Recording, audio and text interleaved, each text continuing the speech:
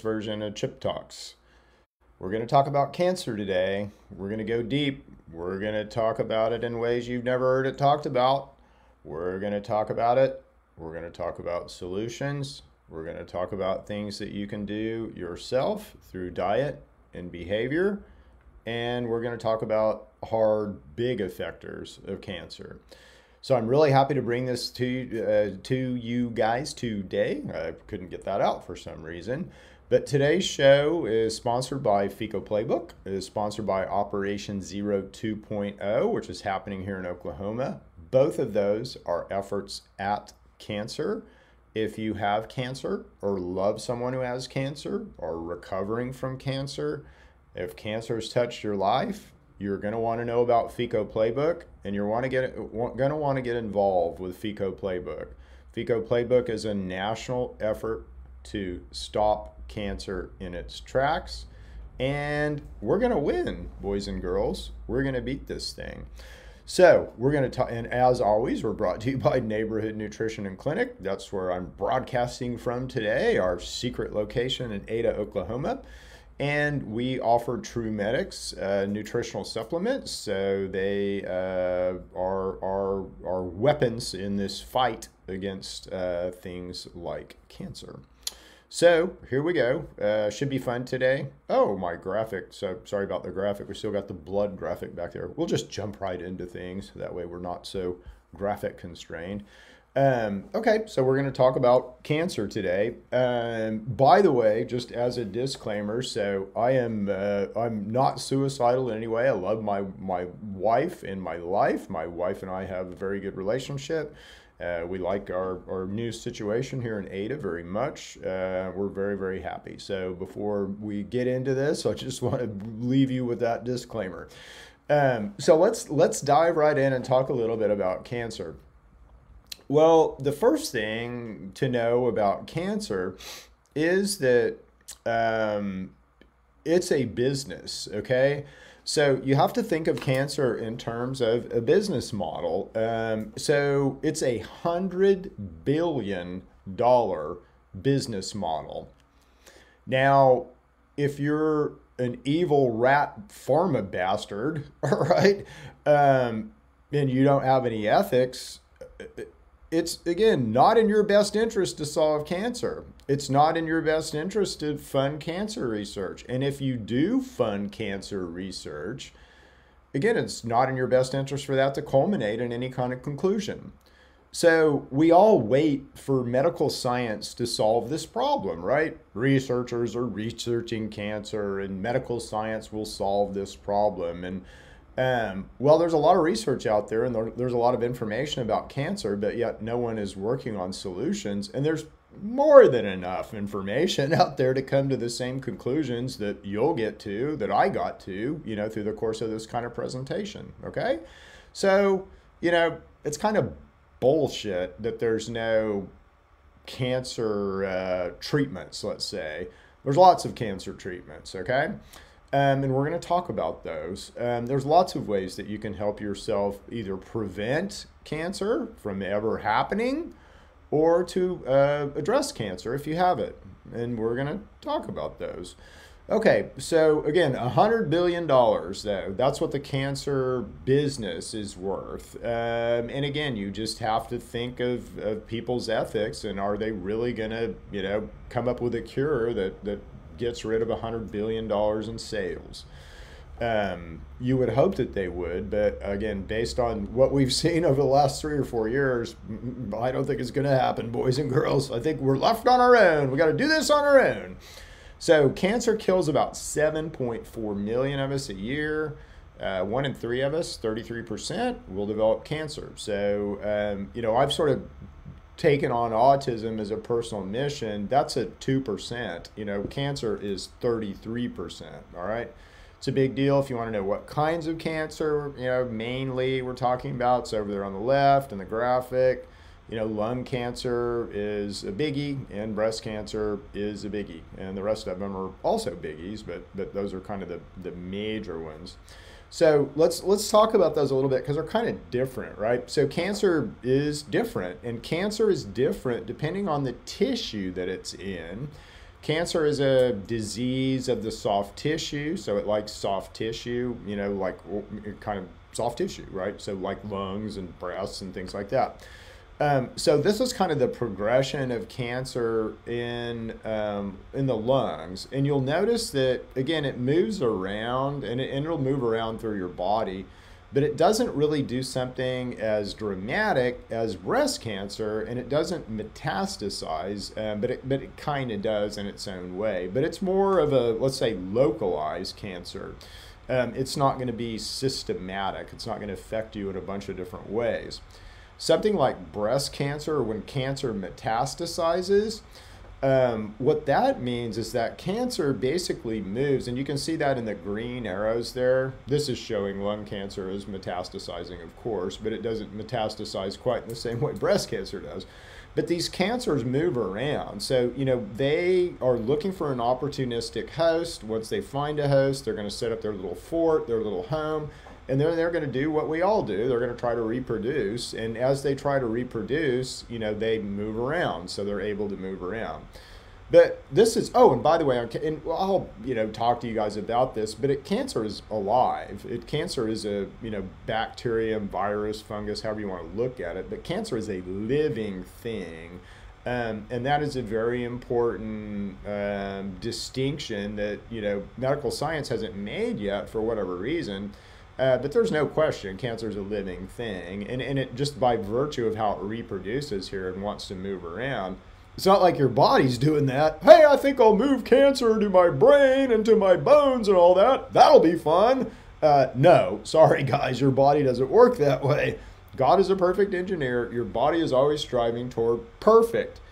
If you're not perfect, then you're infected or traumatized or, you know, insulted, let's say. Something's going on. But again, your body just doesn't decide to move the cancer around. This cancer is alive, and as it grows and progresses, it moves around in your body. Breast cancer especially, you know, but all of these cancers will kind of move around in the body. So why and how does that work? Well, think about this. You know, in order for a cancer, anything alive like a bacteria, to set up a little fort inside of you, you know, it's got to have food. It's got to be able to defend itself from your immune system, and it needs to be able to reproduce, right? So how does that work with cancer, or kind of these bacterial infections? Well, it works through a metabolic hijack. In cancer, it's something called the Warburg effect. This guy named Otto Warburg in the 50s, he noticed that all cells, by the way, so real quick, so cells will run on glucose, fats, or light. Those are the three kind of states of how a cell will run. There's a weird anomaly, and this was something called the Warburg effect that this guy named Otto Warburg noticed in the 50s with cancer cells.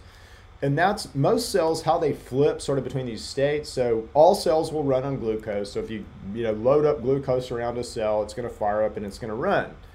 If you give that cell fats and you put it in the presence of oxygen, whoop, it's going to switch and it's going to become way more efficient and start burning fats and running on fatty acids, oxidative phosphorylation.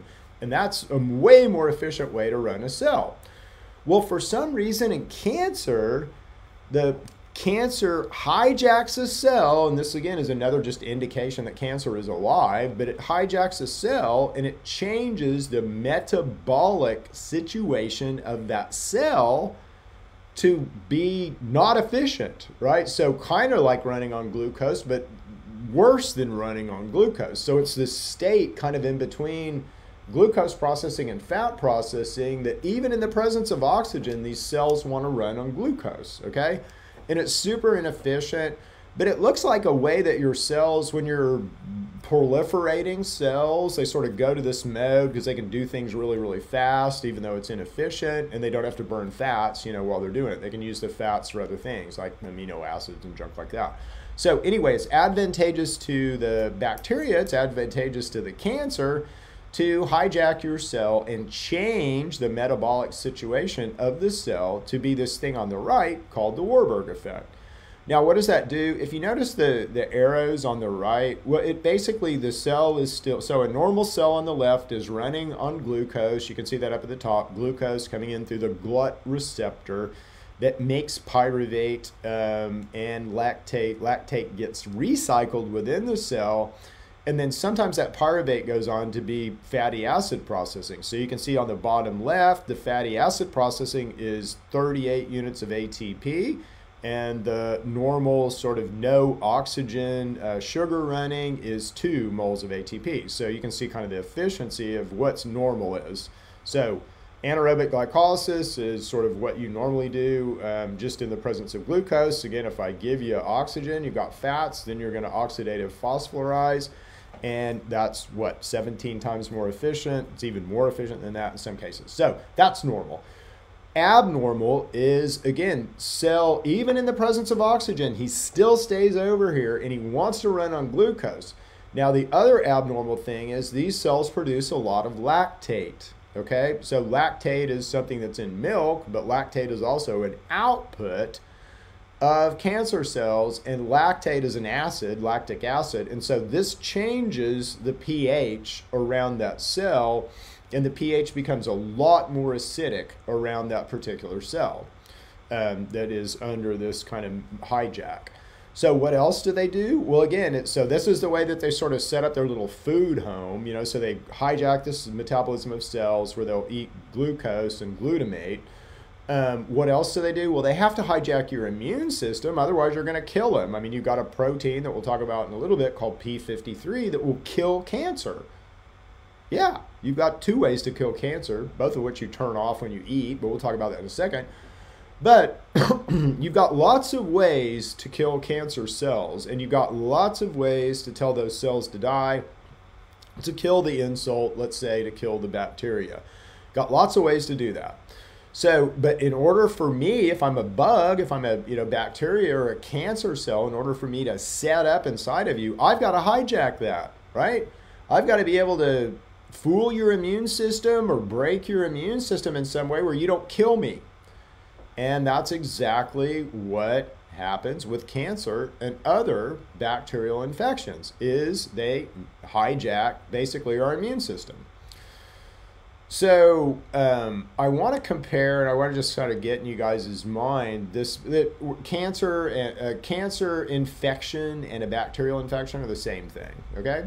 So this is bacterial metastasis and what happens, and I think this is Leishman's disease, but what happens, again, you can see all of the different things that are systematic across the body that happen with this infection. So not only does it affect, the site of the infection, it's going to infect the bone, it's going to affect the immune system, it might be lungs, it might be liver, it might be gut, but there's going to be other stuff involved, and all of this will affect the brain, okay?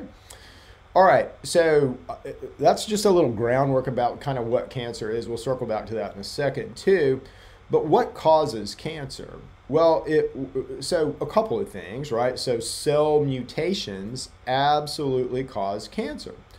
Now, in the way that you work, God is a really cool engineer, right? So God, we're engineered to sort of live and be alive and be most efficient. We're always striving towards sort of this perfect function, which is really, really cool. And all of our cells are striving toward that. Well, what happens if I, zap you with an X-ray or give you a piece of lead, or, you smoke? Again, smoking is bad, right? Or you breathe in someone else's smoke, or you breathe in some toxic fumes. What happens? Well, it's highly probable that cells will be mutated from those events, right? And so we're constantly have, situations that we're dealing with. Again, God's a perfect engineer. It doesn't happen inside of you just because. It happens because of some stimulus that our cells can mutate, okay? And so when our cells mutate, again, we've got 2 ways to clean that up, both of which we turn off when we eat. So if we're eating too frequently, we never have a mechanism to be able to clean up mutated cells. And so we can get a second mutation, and we can get a third mutation. It generally takes 4 mutations for a cell to become cancerous. That's a lot. That's a lot of sort of time without cleanup. But if we eat the way that most of us eat, this can happen. And again, this should never happen the way that we're designed. We should never get to a fourth mutation of a cell, okay? But yeah, we do. All right, well, what else is kind of interesting about cancer? Well, is cancer consistent and common? Meaning, like, if cancer is really a mutation of the cells, then something with a whole lot of cells, like a whale or an elephant, should have way more cancer than I do or a mouse does, right? So it's just, if it's consistent and common, that's the way that it should be. Well, it turns out that that's not what happens. Whales and elephants and things like that don't have the incidence of cancer that they should have based on the amount of cells that they have. We have a higher incidence of cancer. A mouse has a higher incidence of cancer. And that's because cancer it's not just about the mutating cells. It's about your immune system and how you deal with the mutating cells. And that's the important nuance. So we all have suppressor genes, basically genes that are associated with if cells are going to mutate. Again, we're just going to be around stuff in our environment where our cells mutate. Well, we all have these genes that will come in and kind of fix those things. And in particular, we all have a gene called P53. And P53 is our tumor suppressor gene. It's our cancer killing gene, okay? So, important gene. We only have one, okay? So we only have one really big tumor suppressing gene. Something like an elephant has 20. And that's why they don't get cancer at the rate that we do, because they've got a lot more sort of cleanup situation. They've got a lot more cells that could mutate, and so they've got a lot more situations to clean that up. We, on the other hand, just have one copy of this gene. So if something, blocks this genetic expression of P53, then we're super susceptible to cancer. So does that happen? Well, yeah, and again, here's the research to kind of prove it. So on the study on the left, this mouse, they can genetically alter mice where they don't have the genes to be able to express this protein. And so that's the P53 minus. So those guys don't have any way to kind of express this P53. The plus minus, I believe, are offspring from the minus that are bred to ones that do have. But anyway, look at this. So, if they don't have this P53 gene, the average time to tumor is 4.5 months. I mean, that's pretty fast. If they're sort of offspring of this, then it's 18 months. But again, you're way more susceptible to cancer. Way, way, way more susceptible. See the study on the right, P53, the most frequently altered gene in human cancers. So again, if I'm cancer, I'm not going to want this gene running. I'm not going to want you to be able to kill me. I got to be able to alter it. I've got to be able to alter this gene where it doesn't produce P53, or I've got to be able to shut down that mechanism where it doesn't kill me. And cancer does that. Again, another indication that it's alive. So could something inhibit P53? Yeah, again, you can go satisfy yourself that this certainly can happen through bacteria, because there's lots of studies out there, but I just cited a few of them here. Microbial regulation of P53 tumor suppressor. Is P53 present in bacteria? Bacteria inhibit P53. Block it. Stop it through multiple mechanisms, including protein degradation, transcriptional inhibition, and post-translational modifications. One particular mechanism that may be targeted by bacteria is the P53 DNA damage response. Inhibition of P53 may allow bacteria to subvert the host cell cycle control and apoptosis mechanisms. That's how you kill cells, resulting in inhibition of cell death and survival of host cells damaged by infection. They jump our P53 gene. All right, Royal Rife. So I've talked about Rife before. I've done another cancer one, so it's not quite this deep, but I did one back, I think, in October, where we talked quite a bit about this. And I went into a little bit more detail, I think, about Rife than I will here. But Royal Rife was a layman. He knew that cancer was super small. He built a better microscope. He actually found it, and he identified cancer. And again, I call them all bacteria. He called them a virus. You know, bacteria, virus, fungus, doesn't really matter. These guys are in there, but let me read you this real quick. Just the culprit of cancer, or at least a new possible cause, had thus been uncovered. It was a tiny ovoid particle about 50 nanometers large and 70 nanometers long. So it's super duper small. And this is why it's very hard to identify, this bacteria that's associated with cancer. It takes a special type of microscope. And guess what? For some reason, we just don't seem to want that microscope out there in diagnostic testing for whatever reason. Its motility indicated that it was flagellated. So what that means is it can move around. Rife also observed with his super microscope that these bacterial, basically cancer entities, could be transformed again into bacteria or fungi according to the medium where they are living. So they could sort of go back in a kind of a nascent state, or they could go into an active state, just depending on the situation. In their reduced form, so when they were nascent, when they were kind of hiding or asleep, let's say, they could not be killed by UV radiation. Now that's a pretty strong statement, but they were killed with heat. So 42 degrees is pretty freaking hot for us. Probably unsurvivably hot, but it's also unsurvivably hot for the bacteria. So and there's other ways to kill these guys. So this was Rife in 1920s or so. And you'll see on the right over there, the bottom two right frequencies. So those are the frequencies. These are Rife's actual frequencies, Rife after he partnered with an electrical engineer. But those are the two frequencies that supposedly they found would pop these little cancer environs and kill and abate cancer. He did very successfully do this. Now, Rife was a layman. He was very easy to poo-poo. The American Medical Association just completely destroyed this guy. Really sad. I mean, bankrupted him. I think he ended up dying in Mexico, maybe. But he is remembered. I will make sure this guy is remembered in history, absolutely, because he solved cancer. He really did. Okay, so let me tell you about something called AMPK real quick. So if you ever heard a chip talk before, you've probably heard about AMPK. And AMPK is the thing that we want to flip. It's the switch, literally, in cells that we flip when we go from a fed to a fasted state, or when our cells go from running on glucose to running on fats, or you can think of it as, anaerobic to aerobic, okay? So AMPK is the button that kind of does that. Phosphorylation of AMPK puts you in a fatty acid processing mode if you are a cell.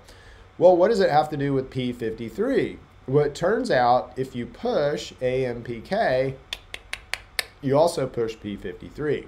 So it's going to respond to metabolic stress. And this is super important as a treatment mechanism, or let's say a mechanism of action to look at as to how to reinitiate these cancer killing stuff that we have. So how do we get around this loop that the bacteria placed around P53? They've sort of fenced it in and put it in prison. Well, can we break it out of prison? Well, it turns out AMPK is a pretty good prison break strategy. So pushing AMPK pushes P53 in a little bit different mechanism than the cancer has hornswoggled, let's say. So it's a good strategy, and it's a strategy we use here. And again, it's according to testimonials, it's effective. So how do we kill cancer? Well, there's a lot of different ways, and you can think about this as pushing the AMPK button. So there's a lot of different ways to push that AMPK button. The biggest way, the easiest way, and I would say the most important way is for you through behavior and diet. And again, if you can't it's like the wind, okay? This is the way I look at it. Sort of God engineered this system, this medical system that has to do with nature, and it's like the direction of the wind. I mean, you have a direction that you run in. I'll get to this in a second, but let me just kind of walk you through this. But the wind, important. So, there's these different strategies to kill cancer. So behavior and diet, absolutely the most important one. If you're not doing the behavior and diet strategy, the cannabis strategy will not be as effective If you're not doing the behavior and diet strategy, an anti-parasitic strategy will not be as effective. If you're not doing the behavior and diet strategy, a chemo and pharma strategy will not be as effective.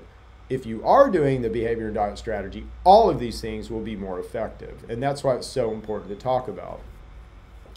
Okay, so with cancer, and as to cancer, and as to diet and behavior, well, first of all, cancer is a disease of amino acids. I mean, it eats amino acids. It sort of hijacks your cellular processes in this Warburg effect, and it eats your main amino acid called glutamine. It converts it to glutamate, and that's part of kind of how it eats and why it has such high energy needs. So, because it's running in the least efficient way it could possibly run, but it's a disease of amino acids. When you add sugar to your body, if you have cancer, again, you're just fueling the cancer. It's just, well, let's pour a little gas on the fire. It'll be fine. And you really don't want to do that. It's, you're not necessarily helping or hurting the loop, that you're in, but you're just fueling, you're allowing that cancer to grow and be fed, and we really don't want to do that. What we want to do is figure out strategies where we can starve it, right? So we can, basically kill it, so we want to kill it. Well, okay, so this is super important on diet and behavior, and this is what I'm talking about blowing with the wind. So again, every day, as we sort of entrain ourselves to the sun, as we do every day, your body goes through these different phases or wants to do different things. And our bodies are not so good at doing everything at once. We can kind of focus on one thing and do other stuff, but we need to focus on one thing, and we're really good at doing that. So our bodies will focus on certain areas throughout the day and kind of go through this logical progression of, stuff, right? So we might be building hormones or structurally repairing cells or building immune mediators or, doing all different kinds of stuff, but we're kind of building hormone stuff, moving to immune, moving to cellular structure, but it's not everything at once, okay? And every day you go through this nice little ballet or symphony of stuff. And again, it's always the same stuff at the same time. I use the example melatonin. If I give you melatonin at noon, it's not going to affect you because it's not time yet. Your receptors aren't open. If I give it to you at 8 o'clock at night, your receptors are open. Now it's going to affect you.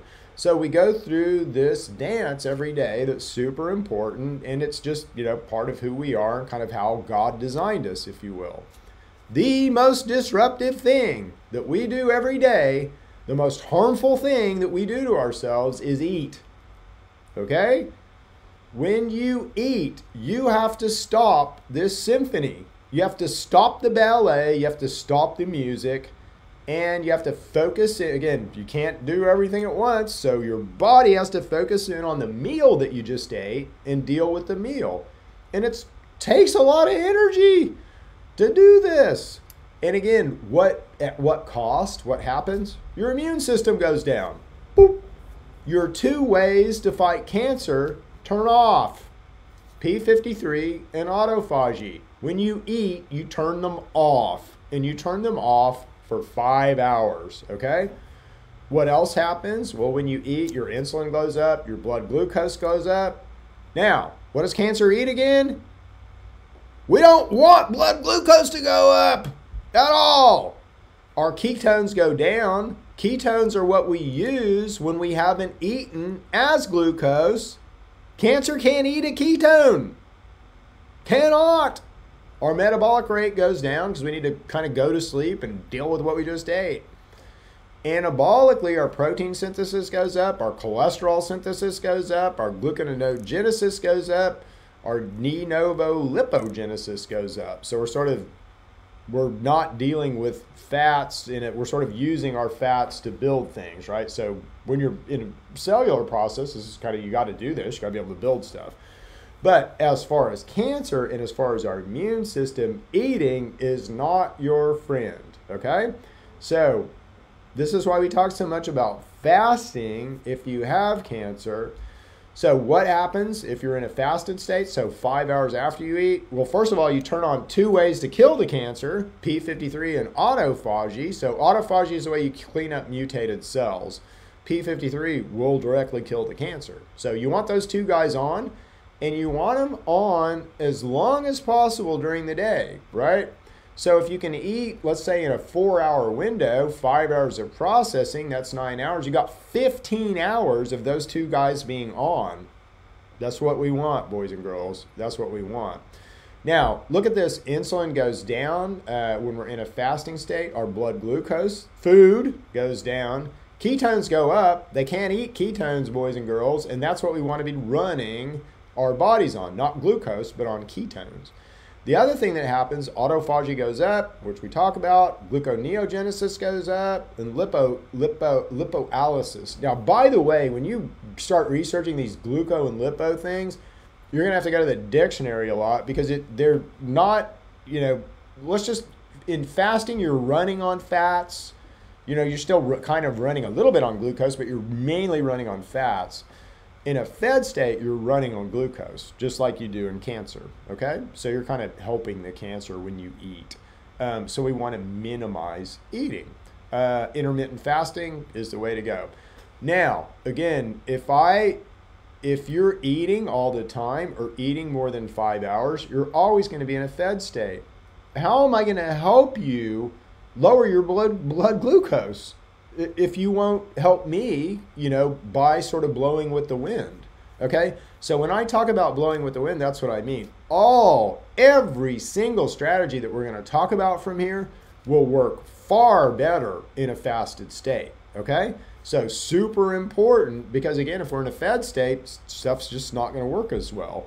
Our bodies will be fighting us because our bodies are asleep and our immune system is down. In a fasting state, our bodies are with us. Our bodies are helping us. They're active. They're ready to go. Give us some stuff, Chip. We want to help you fight off this cancer. Okay? That's what we want. That's what we want. All right. So behavior and diet. Again, is there evidence to say that fasting, helps with cancer? Yes, absolutely. And you guys can satisfy yourself out there. I'll tell you real quick. And again, I will always recommend that someone intermittent fast. Always. And I mean, doesn't matter if you have cancer or not. We all should be intermittent fasting because this just helps our bodies so much. But depending on the severity of the cancer, I might recommend to you that you start fasting right now. And I mean, go on a multiple day fast.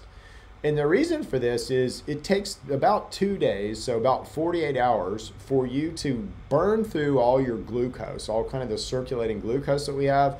And you still have glucose in your body, but it's locked up in triglycerides, and it's a different work mechanism, let's say. So it takes about 48 hours for you to burn through the circulating glucose.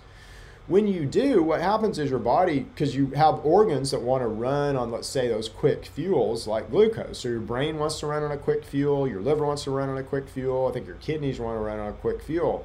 So what do when all the glucose goes away? Well, they start running on something called ketones, and they get way more efficient. Want to know why we only use 10% of our brain or whatever it is? Because we don't run it on ketones. We run it on glucose, okay? So we want to be running on ketones. It's clear to me that we eat way too much. Again, changing this is going to be hard. It's probably going to be generational, but we need to change this. But anyway, point of that and the whole rabbit hole down there with ketones is that 48 hours after our last meal, we will be running on ketones rather than glucose. Now, listen to this. Previous studies indicate that unlike healthy tissues, cancer cells are unable to effectively use ketone bodies for energy. Furthermore, ketones inhibit the proliferation and viability of cultured tumor cells. Okay? So if you fast for 48 hours, your cancer starts to die. It can't eat. It doesn't have anything to eat. Important, right? So depending on the severity of your cancer, again, if you're stage 4 and you've got that, 3 or 4 months out there, as sort of the, say goodbye to your family and all that, we need to fast. We need to go on a fasting journey because, again, it doesn't matter. There is a point of no return with cancer, but it ain't the 3 or 4 months to live. It's way closer than that. So, if you're out there and you've kind of gotten that death sentence, let's say, let's have a conversation because that isn't always the case. And again, we've seen a lot of these things turn around. So, All right, so cannabis. So if you decide you want to go the cannabis route and treat your cancer with cannabis, we're getting ready to start developing data around this, because right now, if you're in the cannabis space, if you're a cannabis person, you know that this is working. I mean, if you own a dispensary, I mean, you can probably tell me how many cancer patients you have and how many of them have gone into remission, right? So this is working. I mean, cannabis works for cancer. There's no question about that. Why? Because THC pushes CB1, which pushes AMPK. So it's all about basically pushing that P53 button that AMPK will push, okay? So and cannabis does that. And pushing AMPK is the same thing as being in a fasted state. Now, you don't want to do that too much when you're in a fed state, because you're creating oxidative stress. Those cells are trying to flip to running on fat, and it's not time for them yet. And so that causes stress. So we need to, again, there's times that will be advantageous for this. But just know that the reason that cannabis works is because it affects the CB1 neuroreceptor, which pushes AMPK, which pushes P53. And that absolutely is known to kill cancer.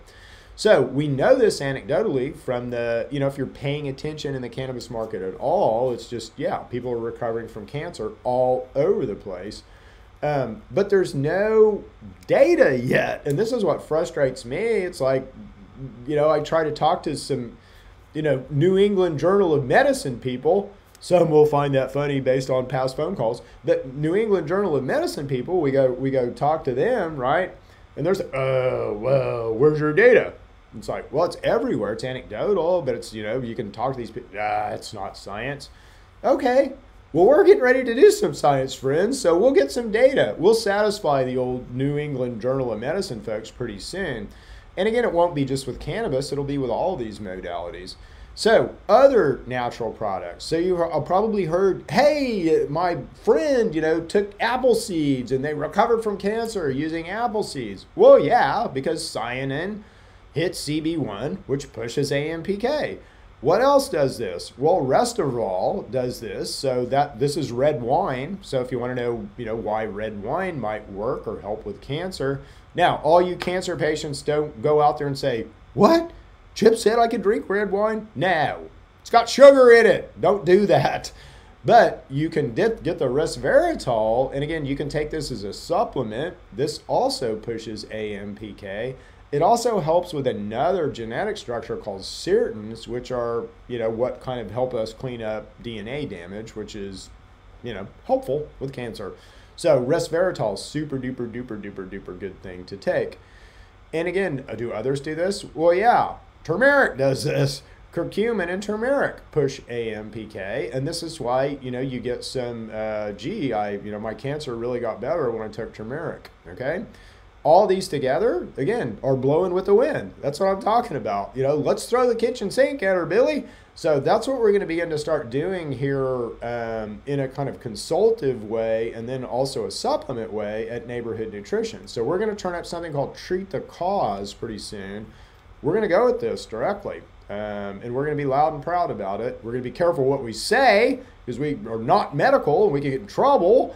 But we're going to go at it pretty hard, and we obviously want to do this right and do this in a respectful way to those guys who would get us, be respectful of doctors. They've spent a long time being trained for their medical profession, and not use words that they use. But again, we're going to be doing some cool stuff.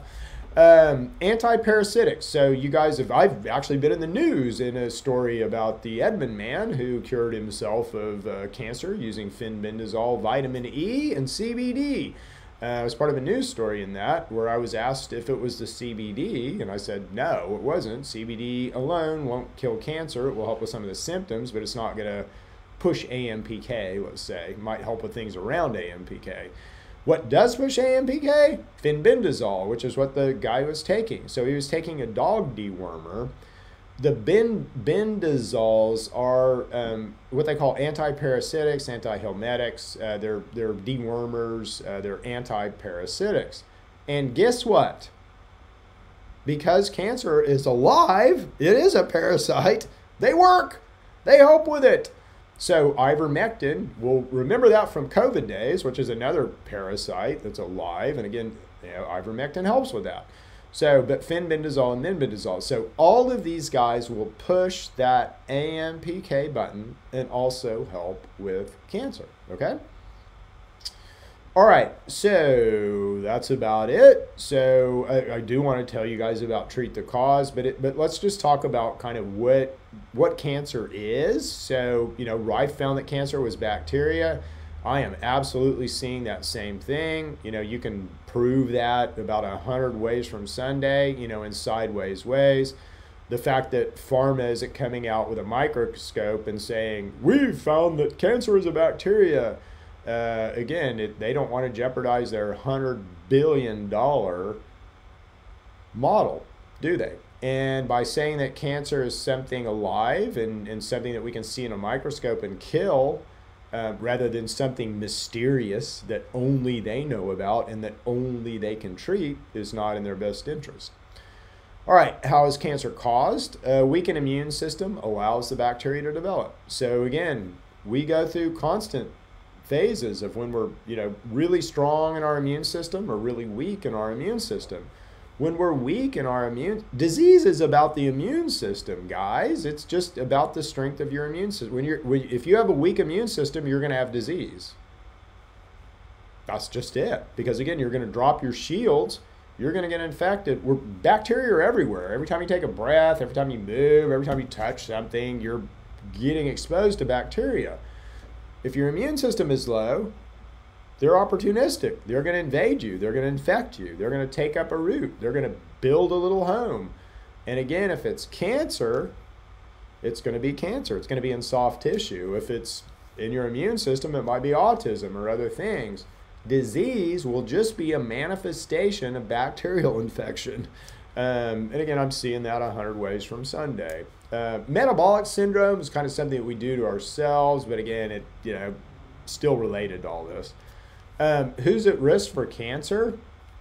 Everyone. If you have a weakened immune system, again, you're going to get cancer over time if you continue to drop your immune system. Now, let me ask you this. If you eat breakfast and you got this 5-hour reset, so when we eat breakfast, we drop our immune system and we've got no way to kill cancer. 5 hours need to pass before we turn all that stuff on. About the time we get to noon, when it's all turning back on, we eat lunch. And then about the time we get to 5 o'clock, when it's all turning back on, we eat dinner. And then we eat that snack right before we go to bed, right? So a lot of us always have a weakened immune system, and we're always super susceptible to cancer. How do you defend against this? Well, let's do things to bolster up the immune system, and guess what? Turmeric and, you know, all the things that we're talking about boost up the immune system because they push AMPK. But the biggest thing that you can do is intermittent fast. Again, fasting boosts your immune system, okay? All right, so things I can do for both cancer treatment, and prevention. Depending on the severity of the cancer, consider intermittent fasting for less aggressive cancers and consider immediate fasting for more aggressive cancers. Oh, I've got a weird character in there. Consider immediately starting antiparasitics. So again, if you have cancer, you need to be looking at the antiparasitics really hard. If your doctor won't prescribe them to you, and every doctor should, under right to try, you know, call us. I mean, I can help you. But again, Southern Ag has fenbendazole, and again, it's the same for a dog as it is for you. These are proven to have high safety, so very high, you know, not any real safety risk with these, as long as you don't just overdo it. And they work, right? So this has worked for anecdotally as many people as cancer has now. I mean, as many people as cannabis has now.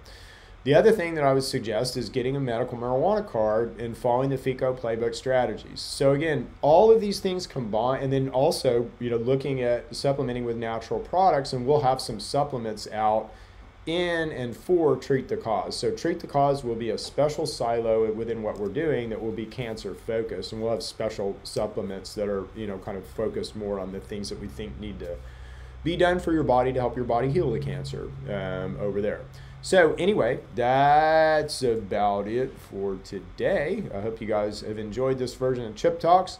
We'll continue to strip the bark off the pharma system, off the lies they want to tell you, and continue to tell you how you work, how you can manipulate your body, how you can do yourself, you know, by your own behavior and own actions, sort of get to perfect health, or at least blow with the wind, right? So let's start heading that way. So anyway, see you guys. We'll see you next week for another exciting version of Chip Talks.